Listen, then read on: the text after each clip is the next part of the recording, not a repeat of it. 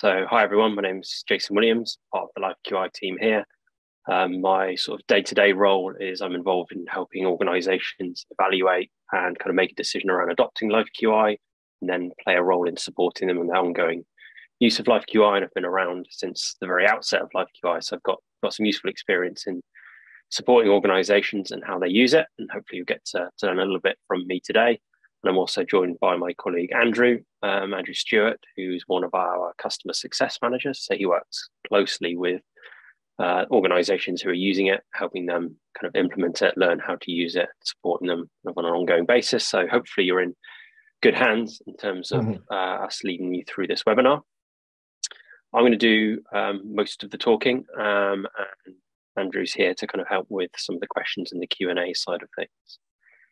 I guess just on that, if you've got any questions that you want us to try and address as we go through, if you could please pop them in the Q&A, then we will pick those up periodically and try and answer those. If you've got any more kind of general comments or points you want to make, then please feel free to drop those into the chat, and you can do that. You can post that to everyone or just to us. That's kind of entirely up to you. It's kind of helpful if you put questions in the Q&A. It's a bit easier to spot them sometimes amongst kind of all the different comments. And if you want to kick things off, in fact, it looks like a few people have already kicked off the chat. There's a couple of people saying they have a problem with audio. You may need to go through to your settings when you join the webinar in regards to your audio. I'll have a look while Jason is going through the webinar, and I can instruct you on how to get your audio working. Sure. Yeah, that'd be useful. You can hear me, can't you, Andrew? So that's hopefully something that at least some people can hear. Okay. Yeah, there might be some audio settings you need to have a look at. Apologies if you can't hear us and you can just see me miming for the moment. But yeah, we will crack on and get going. Any general comments you want to pop into the comments thread, or if you want to say kind of who you are and where you're from, it's always useful to understand which organizations are kind of joining these. Useful bit of feedback for us. Okay, let's make a start. Just in terms of the agenda, a few different points we're going to work through in the session today. Won't explain them in any great detail, but just to give you a bit of a framework for the session we're going to take you through. As per kind of the title of this, this session is really designed for people who are already reasonably familiar with LifeQI, they're kind of using it, and are looking to use it to help support others who want to use it, essentially. So if you are part of a central improvement team and you have some responsibility for kind of working with individual project teams, then this session is kind of designed for you to get an understanding of not so much how to set up and run an individual project, but how to kind of help look after and support multiple projects, basically. So if you've never used LifeQI before and your kind of interest is more about setting up and running one project, to be honest, this probably isn't the webinar for you. Getting started webinars that we run once or twice a month would probably be better suited, although there probably still be some useful parts to this session as well. But just to lay out kind of that's the agenda and kind of the purpose of today's session, really. As well as that agenda, there's an article on our help center that we're going to be fairly closely following during the course of this session, and hopefully Andrew can probably share the link to that in a moment. But we're going to be kind of working through this. We're using this as a bit of a guide. The reason I point that out is that you can obviously come back and have a read of this in slower time if you wish to do so. That's in our help center, which is help.lifeqisystem.com, and there's a training guide section, and within that there's this kind of guru training article, basically. So I'm going to spend a few moments looking at this, and then in a second we'll kind of dive into the actual system itself. But when we talk about supporting and coaching projects, one of the kind of the roles that we talk about is being a LifeQI guru. And some of you on the call, or at least some of our customers, have had what we call guru training, which is fairly similar to the session that we're running through today. And that's really helping equip you to be super users, essentially, within your organization. So you're often the people that other people would turn to you to understand why we should be using LifeQI, how we should be using LifeQI, and you're responsible for kind of showing, often training others, members of staff, on how to use it. And really kind of helping kind of guide and facilitate their use of the system. So that's what we mean by guru, and that's kind of what we're going to be guiding through today. as I said, you're often seen as kind of the super users within your organization.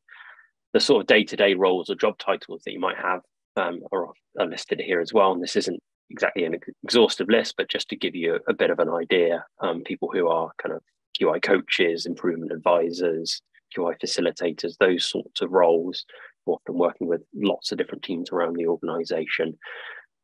This is kind of being a life QI guru is sort of an additional responsibility, or one that fits quite well with those sorts of roles. That's kind of how we're pitching this, if that makes sense. There may just be one of you within the organization, or there may be several of you, depending on the size of the organization and how much QI you're doing, as to, potentially others could be useful to benefit from this session. And feel free to share the recording with them that we'll send out afterwards as well. Okay, so the first topic we were going to start to dive into is how you would introduce Life QI to colleagues around your organization. And there's two main kind of mechanisms or ways in which people tend to get introduced to it. There are others, but these are certainly kind of the main ones. The first one, as we've got listed here, project-based adoption. So this is that scenario whereby through whatever mechanism you found out that there's a team in the organization who are looking to run an improvement project. And given your role as the sort of coach, improvement advisor type sort of person, you're speaking to them about their project and whether it really is a QI project, and kind of shaping and scoping that. That's often the opportunity to begin to introduce Life QI to them. So they've got an idea for a project. They now potentially have the need for Life QI. They're about to set up and about to start running a project. That's kind of the perfect opportunity to tell them all about Life QI and get them signed up. Because prior to that, it might be useful information, but if they don't really have the need for this new bit of software, they're not necessarily going to spend much time kind of using it. Now they've got a project, kind of perfect time, really. And there's a few different ways you could do that. You can kind of signpost them to the website, just lifeqisystem.com, and click them, ask them to go and kind of sign up, and they kind of take themselves in that way. Or what some will do in that scenario is you might actually sit down with the team and you're in the system and you can kind of start the project almost for them and kind of walk them through how to set up the project, get the project in there, put in some of the basic charter information, and then actually invite them directly to the project by putting in their email address into the members section. We'll kind of have a look at how that looks in a minute. But that can be quite a nice, helpful introduction for them, because they're not just being asked to go figure out the software. They're being shown to some extent how to use it. You're then inviting them in, so they get an email with a link in it that they can click to get signed up. And once they've got signed up, they'll be straight into the project that you've started for them. Obviously, you don't want to be doing all of the kind of the data entry piece for them, but by kind of breaking down that initial barrier of you've started the project and they've come in, then off the back of that invite, that's quite a nice sort of way to get into the system, basically. So I'll have a look at a few bits around that in a minute. But that's one of the main kind of routes to getting people in, particularly if you are working kind of directly with individual project teams. And sometimes that's done kind of you with an individual team. Sometimes you might be running more of a kind of a QI clinic type of thing, and you've got a few different teams. You can kind of still work to a bit of a group session. Talking of group sessions, the next approach we've got here is more about training programs. So again, pretty common if your organization's running kind of QI training program of some sort. Often as part of that, staff are being asked to run a real improvement project as part of that learning experience. Help them with not just the learning of kind of the theory, method and tools, but actually to help them actually run that real project. Then introducing them to Life QI at that point is a really helpful mechanism, because partly they might go in and play around with setting up, just a dummy project and play with some of the QI tools. But even if they don't do that, you're giving them kind of the space and mechanism access to the tools so they can actually set up and run their real project. You can then see that project and kind of support, coach, have visibility of that throughout that learning experience, throughout that project experience. So that's another really good way of doing that. There's one or two things we'll show in the system in a minute about how to kind of keep an eye on that, basically. I don't want to kind of read out exactly what's in front of me, but one of the points I just want to highlight here is about kind of not showing them everything at once. So there's quite a lot you can do in Life QI, not just within an individual project, but across sort of the whole system. And then that's great, but that's not relevant to everyone, and it's not relevant right at the beginning of their kind of experience. Basically, if they're coming in to use it to run a project, then it's more about showing them the project space and even just introducing them to the functionality they need to get the project started, to begin to fill it out. There's obviously going to be plenty more time throughout the course of their project to show them other aspects of functionality. You know, maybe you don't even touch on driver diagrams to begin with, or PDSAs and things like that. That can come later. So it's often about kind of drip feeding their exposure to it. And you'll find some will just pick up and run with it, and they'll get going with it very quickly. Others, particularly if they're newer to improvement, then they will want to go through it at a slightly slower pace, basically. There's a few moments on kind of the introduction to colleagues, basically. We're now going to go through into more detail at kind of how you would kind of coach a project, support a project, basically. And there's a few key topics here. I'm not going to stay on this article any longer. I'm going to sort of dive into the system, and we'll start to have a look around, basically, and try and cover off some of those topics that we talked about. As I said at the top of the session, hopefully you're already fairly familiar with Life QI, you know what a project looks like, and this is more about kind of taking you to that next level. So I'm not going to explain the very basics of the project. I'm going to start to dive into some individual bits of functionality and talk about how they can be used in practice a slightly different way. So the first topic that we had here was around encouraging whole team participation. So if this is a project that you're helping kind of support or coach, one of the things you might want to look for is, you know, how many team members have they got on this project? You may be aware that, you know, there's 5, 6, 10 people working on this project, but is that reflected in Life QI? The members panel on the right-hand side here, you can see sort of from the faces or just the profile icons, you'll be able to see who's directly connected to the project. So in this case, we've got a pretty big team, and I can see that these people have clearly got direct access because they're linked and they even have different roles. But if you come in here and you've only got one lead user, then it may well be that the other members of that team, they might not even have access to Life QI. They might not have found the project on Life QI. So it's a bit of a telltale sign that potentially not all of the team are getting exposed to what is all of the project information, essentially, which is captured in here. So yeah, one of the first things to look for is who's on that team list. And then you could potentially give the team a nudge to add other people, or you could even go in and do that yourself.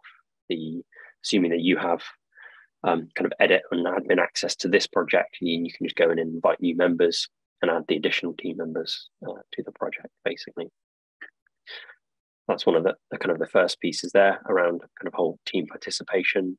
Do encourage that, yeah, as many people as is possible or as relevant have access to that project, because as I said, this is where all the information is held. If they don't have access, then they're not going to see what's going on, basically. Reviewing project activity, let's kind of dive into there. Sticking on the right-hand side here, just below that kind of members panel is this sort of bullet point type list. We click on that, it's the timeline. This is really helpful in understanding kind of levels and types of activity that have been taking place recently. So most of this is automatically generated based on activity in the platform. There's a few bits that you can manually add to that we'll touch on. But I can see basically how long ago things have happened, what happened, and who did it. So, you know, a month ago, looks like it was me. I invited a new member called Rika. At about the same time, I invited Andrew to this project, but it was 2 months ago that we last added a measure, 3 months ago that we last added a PDSA. So great that I can see what's been going on, but obviously there's been a bit of a gap in terms of things like new PDSAs being added. So I mean, fairly quickly, without having to leaf through everything in the project, I quite quickly tell there's been a little bit of a gap in activity. And depending on what I know about what's going on with the project, that might be sort of concerning, basically. That's a very quick way of looking at that. So you can then dive into the individual measures and charts and the PDSA and have a look around in a bit more detail. It might be that they're still adding data to their charts. That's great, but they clearly haven't added any new charts or any new PDSAs. So that's a quick way of kind of spotting that. And if there's then, okay, I want to make a bit of a suggestion or ask a question as to, why has this gone quiet? Again, coming back to this right-hand side, down at the very bottom here, there's a little megaphone, is the project notice board.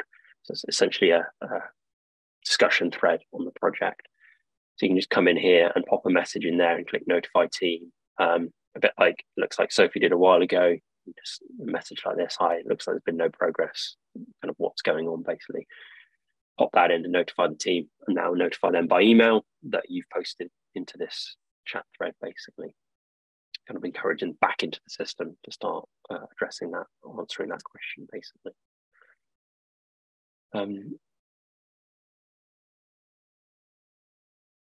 One of the other things, in fact, no, we'll come on to that in a second about status updates. Project progress.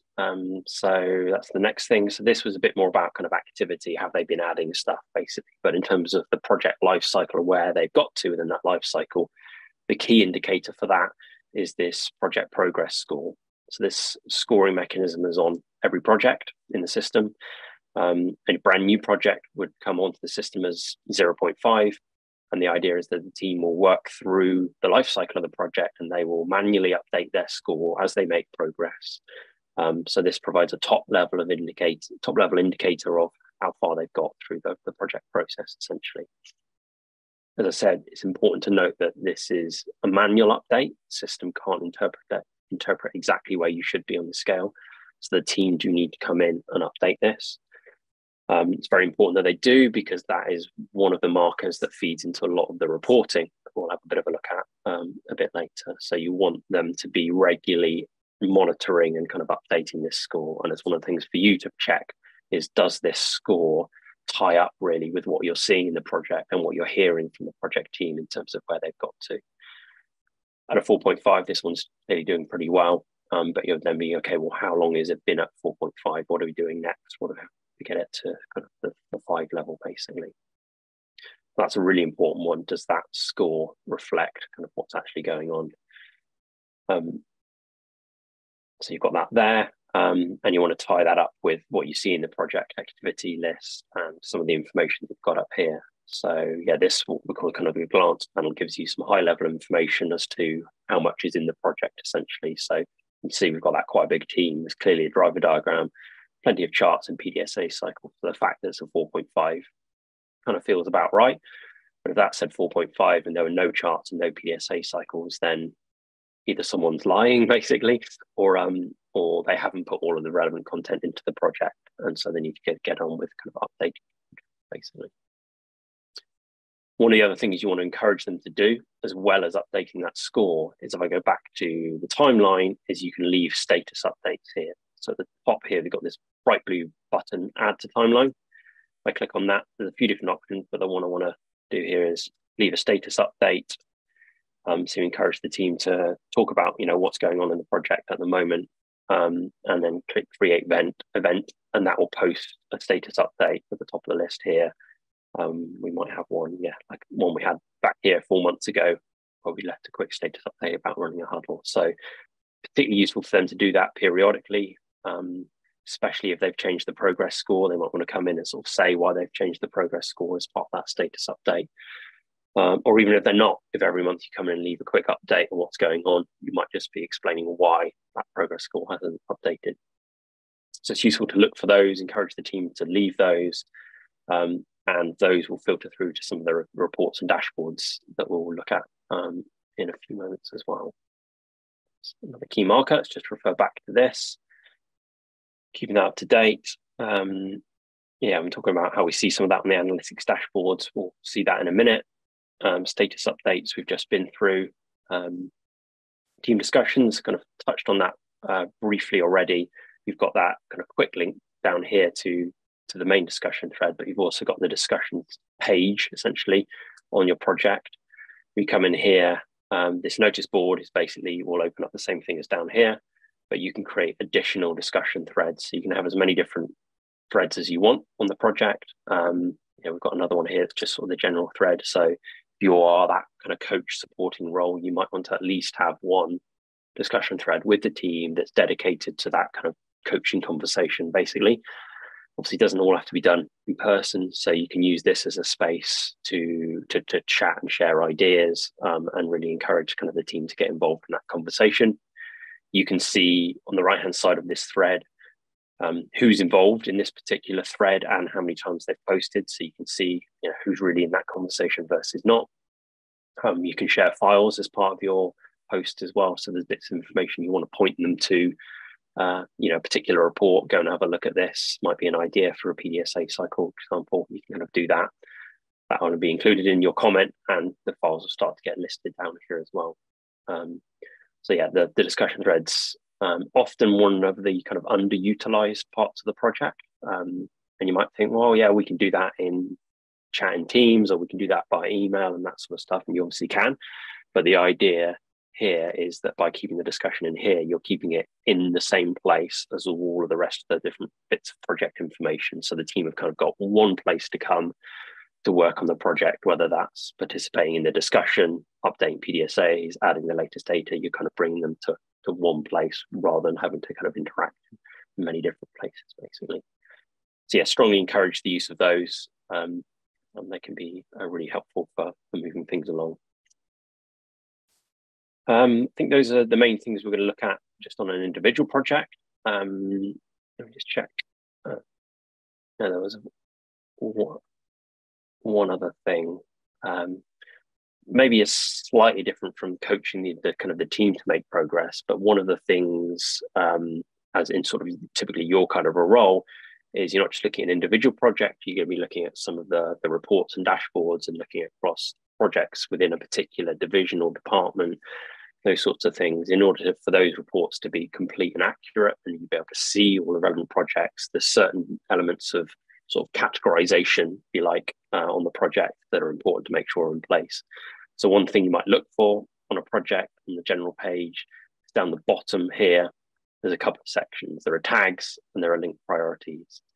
And you may be well aware that projects need to link themselves to organizational level priorities, or there might be certain tags that should potentially be in place. So when you're reviewing a project, has it been linked to any priorities? If it hasn't, but it looks like it aligns to one that you know about, you either want to go and make that linkage yourself or encourage the team to do that. Similarly with tags, and if you want to make that change, assuming you've got edit permissions on the project, you just click edit, go back down and make those changes. So that's quite important, because if there are dashboards you need to look at that want to break projects down against the different priorities, this project needs to be linked to a priority in order to feature. The other aspect related to that sort of categorization or linkage is in the members section. So as well as people in here, one of the other aspects, they will be linking it to groups. Groups are often used to represent departments, divisions, training cohorts in this case. So you want to look in this list and see not just which people, but essentially which groups. So we can see this one's linked into the children's division. Great. So I know it's going to feature on their dashboard. I can see that it's linked into training cohort 1. Great. I'm aware that the people running this project are part of that. So it's good to see that. Vice versa, if that's missing, then I might want to add that, basically. So yeah, it's worth you checking those things and either making those updates or encouraging the team to do so. Okay, I think that was probably it for reviewing an individual project. I'm going to move on to talking more about if you're looking at multiple projects now. But before I do that, quick pause for breath and ask Andrew any questions I need to be aware of. Yeah, no. So there was a question around if this session is being recorded. So yeah, this session is being recorded and will be sent to all participants. There was another question around finding the calendar. So I've answered that. So on the right-hand side, when you open up the timeline, yep, and then at the top, you'll see there's the calendar. Cool, thank you. Yeah, that just displays the sort of calendar, almost like a Gantt chart type view of the project. Perfect, okay. So we're going to move on to talk about how you can review multiple projects. Various different ways you can get to information about multiple projects. Going to start with your start page. So I'm sure you're familiar with this, but when you first log in, you land on your start page, and basically down here, it's going to give you sort of quick links through to everything you're connected to.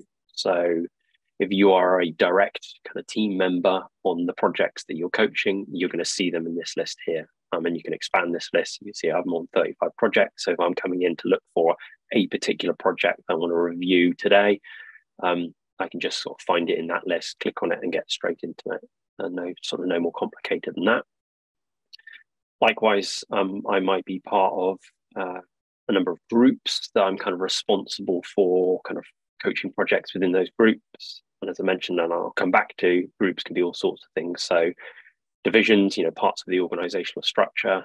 Yeah, today I'm looking at the trauma division projects because we've got a meeting, click on that and I can get into that group, start to see their projects, or the sepsis work stream that I'm monitoring, things like that. You can kind of, if you're directly responsible for the work going on in those areas, you're probably part of those groups, so you can probably just get to them from your start page, basically. But if it's kind of need to do a bit more kind of browsing or finding, then one of the other ways to do it is go into the projects list. This gives you a slightly more detailed list of projects. But the important thing to note here is what you see on the list is controlled by the filters that are set on the right-hand side. The default view when you first land on this page is it's showing you projects that are active that you are directly linked to. So I need to be a team member on each of these projects for them to show up.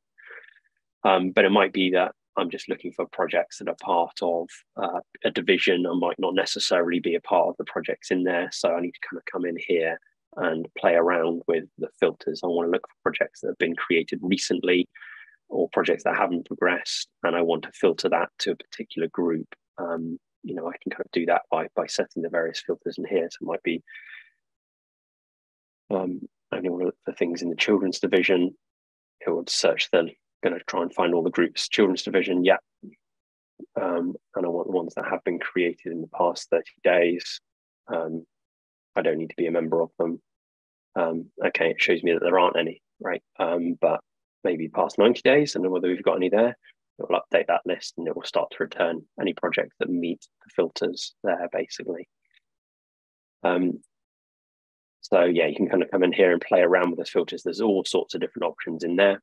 And then the other thing you've got up here is search. So again, if you're looking for a particular project or projects on a particular theme, you can search for pressure, because I'm looking for some pressure sore projects. It's going to find the projects that are relevant to that, basically. So the project list is a really good window into all of the projects within the organization. And that's not just the current ones. You've got the different statuses here. You can look through the cancelled and the completed ones as well. So there's all sorts of ways of getting to those. That's mainly useful if you kind of want to go and find a project to then go and have a read up on that project. But sometimes you want to sort of have a slightly higher level view of all the projects that are taking place and figure out which ones I perhaps need to be sort of worried about or go and provide a bit of support to. One of the key ways of doing that is in the analytics area. So, and look into analytics, you're going to see a list of different analytics dashboards.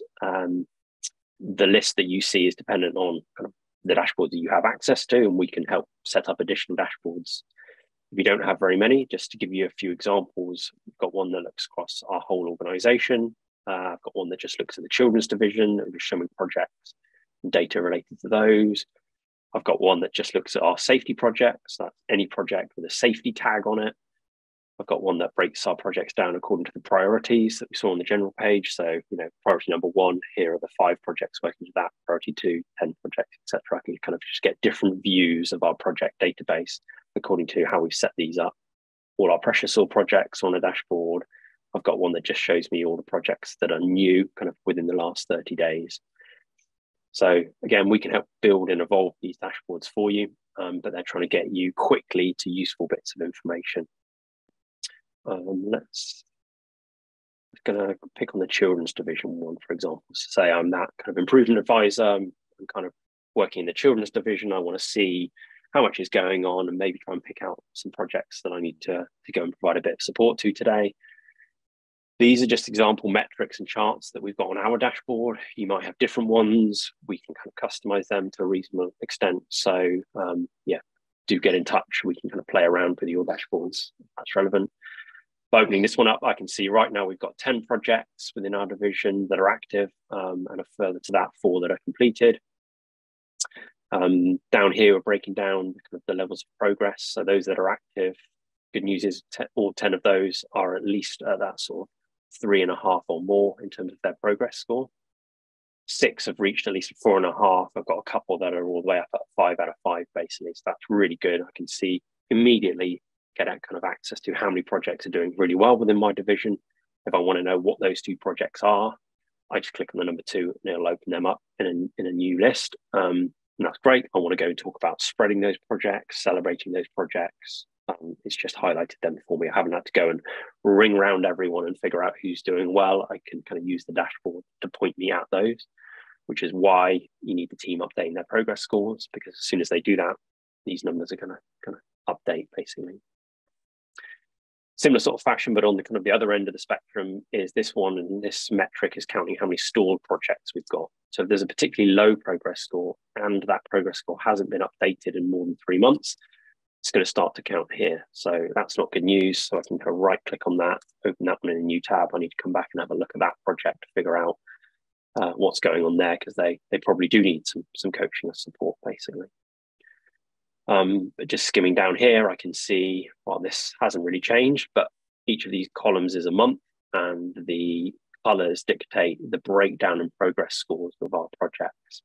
So the little legend down here tells me I've got 2 projects that are a 1 out of 5. I've got 1 project here that's 5 out of 5, and hopefully I would see these colors kind of changing over time and want to see projects moving up through their progress scores.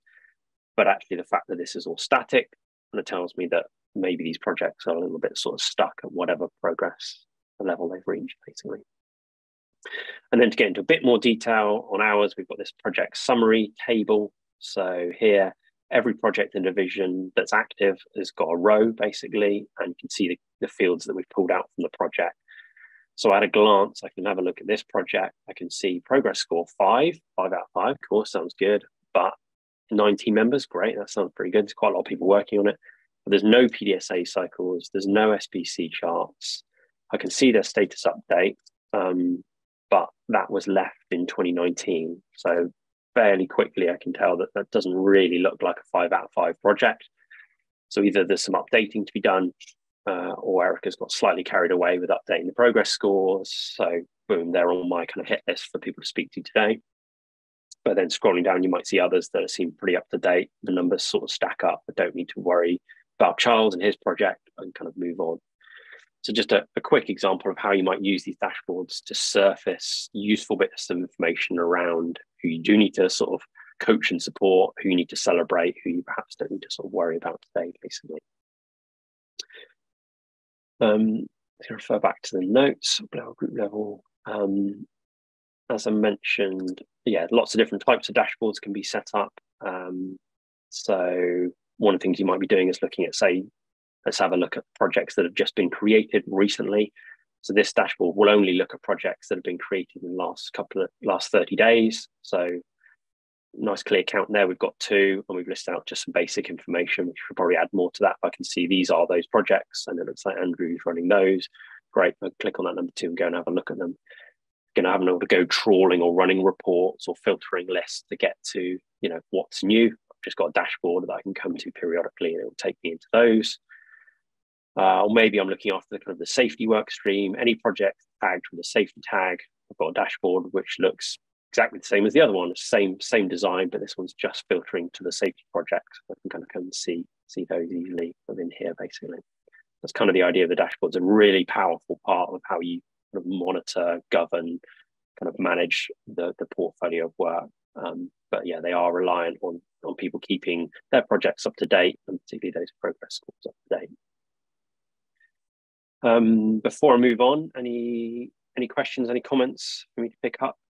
Yep. So first question is, can you add projects retrospectively? Yeah, so you could come in and add a project at any point. It doesn't have to be a new project. You go through the same sort of process, come in and start a project, the basic charter information. A couple of the fields that you get asked for are kind of the start and end dates. You can put those historically, so you can put an older or a start date, etc. Sometimes with the sort of historical projects, people don't always fill out all aspects of the project. They might not type out every PDSA and put in every chart.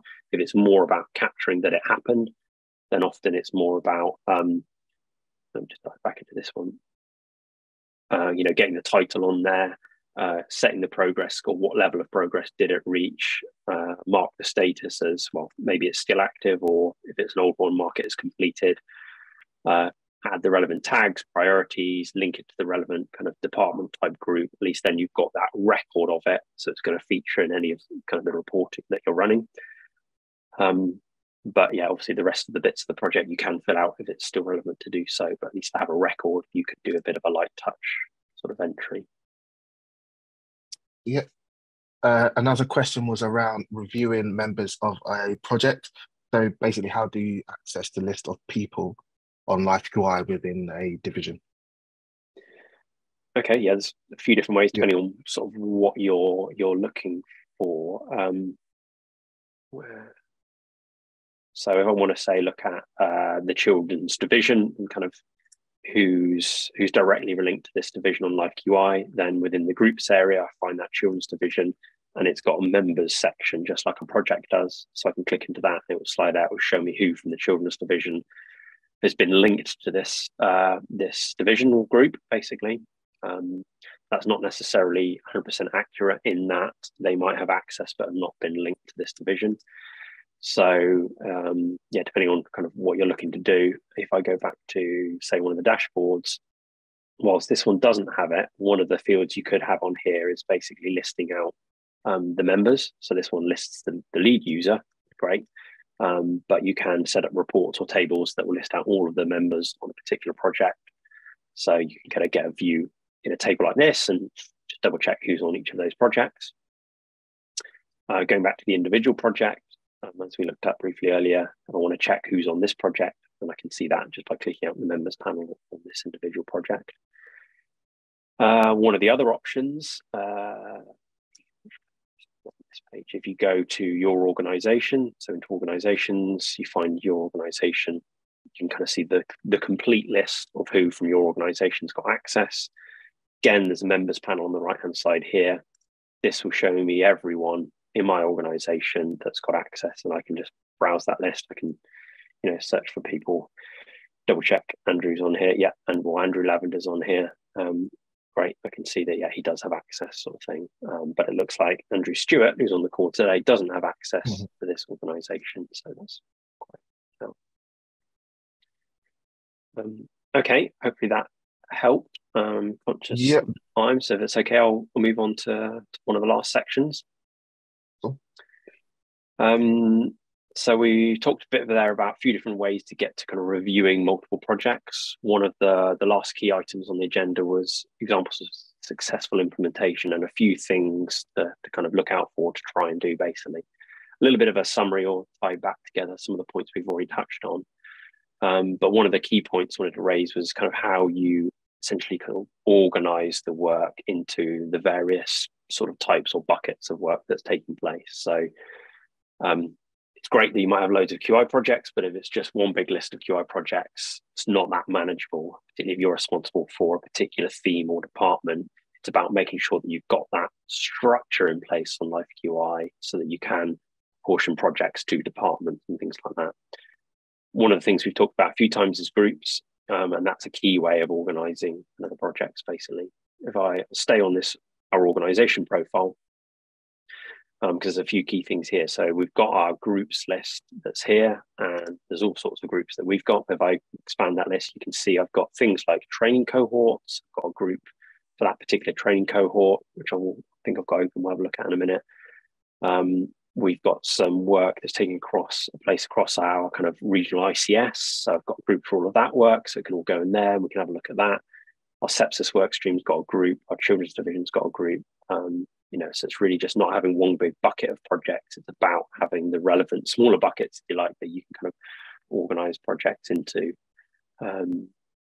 So yes, we've touched on this briefly already, but this children's division, if I opened up that group, great, within here, I can see all of the projects that are taking place here. We can hold discussion threads as a group of people within this division. I can give various people access to this group, which would give them access to these discussions, these projects. I've got a files area as well. That's not got anything in this one, but we can share documents that are particularly relevant to this sort of division. So again, if I'm kind of looking after the projects in this division, I'm going to want a group for it. I'm going to want those projects linked into that. And I want to make sure the relevant people have got access to that. It makes my life a lot easier. It makes their life a lot easier in terms of finding out what's going on, what else is going on in their part of the organization. And just because a project is linked to this division doesn't stop it from being linked to any other group. A project can be linked to as many different groups and different types of groups as you want. So our precious source project that we've looked at is linked in here. It was also linked into our training cohort group. It might also be linked into some other work stream kind of group as well. So you can have as many linkages in that sense as you want. One of the other things we've got back here, which we've touched on earlier, is the priorities. So these are our kind of organization level improvement priorities. We've defined those. Projects can then link themselves to those, a key bit of that kind of categorization. And it now means that I can then run those dashboards or reports. I can see what projects are working to what priorities, which is crucial because we said this is what we really want to focus on. We need to be able to see what we're actually doing and start to monitor what impact that we're seeing against those. That's kind of a key part, basically. One of the other things around, I guess, good implementation of LifeQI, good use, is the sort of the resourcing side of things. A key role within that is really what we've been talking about here, what we describe as LifeQI guru, that kind of coach, facilitator, improvement advisor, and making sure that you've got people, yourself and colleagues, who are perhaps responsible for different divisions, departments, different work streams. You've got people who are kind of on point for making sure, we know we're doing QI in that division. We've got an idea of how much is going on, but is it all on LifeQI? Is it being fed into this? Is it being fed into the reporting and the dashboards? Because often the more established you get with this, you're starting to use those dashboards in sort of divisional reporting. You need to make sure that people are aware that they should be using it in order to be fed into kind of those reports and those kind of meetings, those review boards, those sorts of things. So it's kind of making sure you've got people kind of responsible for making sure the relevant parts of the organization are kind of using it properly, basically. And then related to that, kind of the third point to raise around good implementation is making sure you get this sort of that kind of structure and reporting and governance mechanism set up. And that's partly just about how you monitor and manage improvement, but it's then how you sort of bring that to life in LifeQI. And that a lot of that comes back to those priorities, those groups, and then those dashboards, basically. So we have that kind of structure set up so that we know projects are feeding into the various dashboards, so that when we go to the safety committee every month, we can pull up this dashboard and we can start using that, and we can fine tune the metrics that are on here. Or when we go to the board meeting, we can pull up the organization level one, and we know that this is an accurate representation. It's got all the projects are feeding in here, so we can see accurately how many active projects we've got, how that's changing month on month, how that breaks down by our different divisions. So we can see cardiac divisions doing the most work and the level of progress, and it looks like our clinical support division are the least active. You need those kind of dashboards and that review mechanism in place. So start spotting where it's being used well, where it's not being used well, where projects are going well and not going well. And that's that sort of feedback loop back to kind of the front line to go and provide the relevant level of kind of targeted coaching and support, basically, to make sure that the right people are being supported. And you've got good information. So, we've said these are our priorities. How many projects are we actually running? How many of those are delivering improvement? Why have we only got 2 out of 17 projects delivering anything in this area? Right, let's go and really look closely at those 15 projects that aren't delivering, rather than spending time over here, because we're getting a good return on these projects, basically. So this stuff can be really powerful, but it's only really powerful if you've got people using the system, using it properly, basically. I think we're probably a bit out of time there. Hopefully that's been helpful. Any final questions that have popped in, Andrew, that to address before? Yep, quick one was around adding tags and creating charts. So I've dropped some information there on the chat on where you would go to create a chart or add in tags. Perfect. Yeah, thank you. Yeah, if you're on a project, you click edit here. The tags down the bottom there, and you'd be able to then add whatever tags you wish, basically. Okay. And yeah, that's it. Perfect. Okay, appreciate time is up. And that was a fairly whistle-stop tour through. We covered quite a lot. We've recorded it. We will be sending out the recording. It takes a couple of days for that to get sort of sent out by email. So yeah, look out for that. But also, if you've got kind of questions, you want to talk in a bit more detail with us individually, please do get in touch. Perhaps the easiest way is just to email through to our help address, help@lifeqisystem.com. We're happy to look into anything in a bit more detail, set up a conversation to sort of support you. Yeah, hope that's been helpful. Appreciate your time. See you later.